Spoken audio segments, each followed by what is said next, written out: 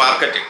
Marketing എന്ന് പറഞ്ഞാൽ എന്താണ്? വളരെ സിമ്പിളായിട്ട്, ഏറ്റവും സിമ്പിളായിട്ട് പറഞ്ഞ ഈ ഒരു കാര്യം, ഞാൻ ആദ്യമേ പറഞ്ഞതുപോലെ തന്നെ ഒരു ടോപ്പിക്കിനെ പറ്റിയും വളരെ വിശദമായിട്ട് സംസാരിക്കേണ്ട കാര്യമില്ല.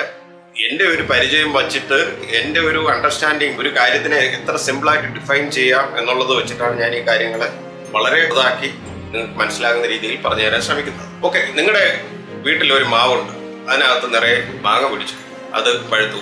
നിങ്ങളുടെ വീട്ടിൽ ആവശ്യത്തിനൊക്കെ ഉള്ള മാങ്ങയെല്ലാം എടുത്തു കഴിഞ്ഞു. ബാക്കി നിങ്ങൾക്ക് വിൽക്കണം, പുറത്ത് കൊടുക്കാം, അയൽക്കാർക്കും എല്ലാം കൊടുത്തു കഴിഞ്ഞ് ഇനിയും ബാക്കി ഒരുപാട്.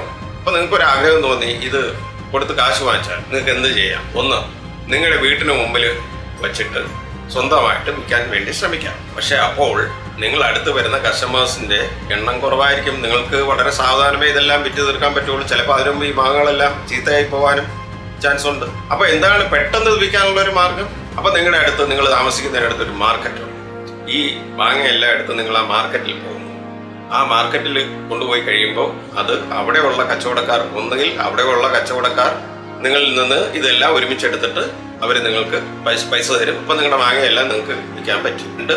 അവിടെ തന്നെ നിങ്ങളൊരു സ്പേസ് എടുക്കുന്നു, അതിനെന്തെങ്കിലും വാടക കൊടുക്കുന്നു. മാർക്കറ്റിനകത്ത് നിങ്ങൾ രാവിലെ തന്നെ അവിടെ പോയിരിക്കുന്നു, ഇതെല്ലാം വെക്കുന്നു, അത് മാങ്ങയെല്ലാം വിറ്റ് തീരുന്നു.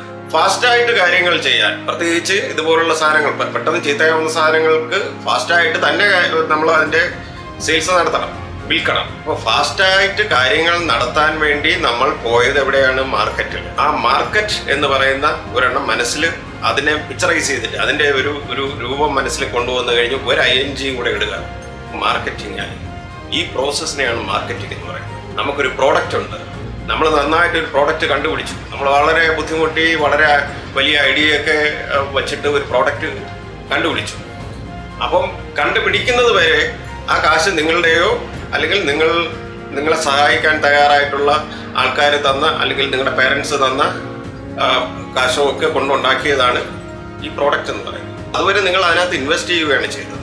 പക്ഷേ ഇത് വിറ്റുപോയി കഴിഞ്ഞാൽ മാത്രമേ നിങ്ങൾക്ക് അതിൻ്റെ കാശ്. അപ്പം അതിനെന്താണ് അടുത്തത് ചെയ്യേണ്ടത്? ഇതുപോലെ മാർക്കറ്റിലേക്ക് കൊണ്ടുപോവുക, വിൽക്കാൻ വേണ്ടി. ആ പ്രോസസ്സിനെയാണ് നമ്മൾ മാർക്കറ്റിംഗ് എന്ന് പറയുന്നത്. സെയിൽസിന് വേണ്ടി നിങ്ങൾ എടുക്കുന്ന ഒരു എഫേർട്ടിനെയാണ് ചുരുക്കി പറഞ്ഞു കഴിഞ്ഞാൽ മാർക്കറ്റിംഗ് എന്ന് പറയുന്നത്. ഇത് ഒരു ലൈനിലൂടെ പോകുന്ന ഒരു ഡെഫിനിഷൻ മാത്രമാണ്. ഇന്ന് നമ്മുടെ ജീവിതത്തിന്റെ എല്ലാ മേഖലകളിലും ഓൺലൈൻ ആയിക്കൊണ്ടിരിക്കുന്ന ഈ ഒരു സമയത്ത് ഡിജിറ്റൽ മാർക്കറ്റിംഗിന്റെ ഓപ്പർച്യൂണിറ്റീസ് ഞാൻ നിങ്ങൾക്ക് പറഞ്ഞു തരേണ്ട കാര്യമില്ല. അത് സോഷ്യൽ മീഡിയ ആയിരുന്നാലും ശരി, നിങ്ങളൊരു ജോബ് അന്വേഷിക്കുന്ന പ്രോസസ്സ് ആയിരുന്നാൽ പോലും ആ ജോബ് പോർട്ടൽസ് പോലും ഒരുപാട് ഡിജിറ്റൽ മാർക്കറ്റിങ്ങിനെ ഡിപ്പെൻഡ് ചെയ്യുന്നുണ്ട്.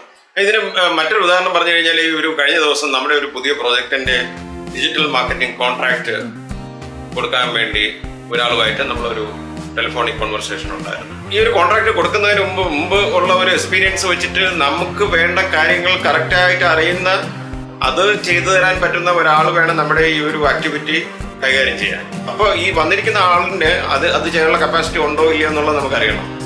പക്ഷെ കോള് തുടങ്ങി നമ്മൾ സംസാരിച്ചുകൊണ്ടിരുന്ന സമയത്ത് തന്നെ അദ്ദേഹം ഇങ്ങോട്ട് ചോദിക്കണം, നിങ്ങളുടെ കസ്റ്റമേഴ്സ് മെയിൻലി എവിടെ നിന്നാണ്, ഏത് ലൊക്കേഷനിൽ നിന്നാണ് വരുന്നത്?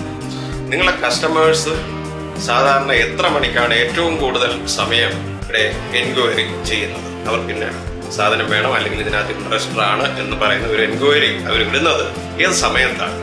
അതുപോലെ ഏതൊക്കെ ദിവസങ്ങളിലാണ് നിങ്ങൾക്ക് കൂടുതലായിട്ട് ഈ കസ്റ്റമേഴ്സ് എൻക്വയറി ഇടുന്നത്? മുമ്പൊക്കെ സംസാരിച്ച് കഴിഞ്ഞപ്പോഴത്തേക്ക് നമുക്ക് മനസ്സിലായി ഇദ്ദേഹം പറ്റിയ ഒരാളാണ്, നമുക്ക് പറ്റിയ ഒരാളാണ് മനസ്സിലായി.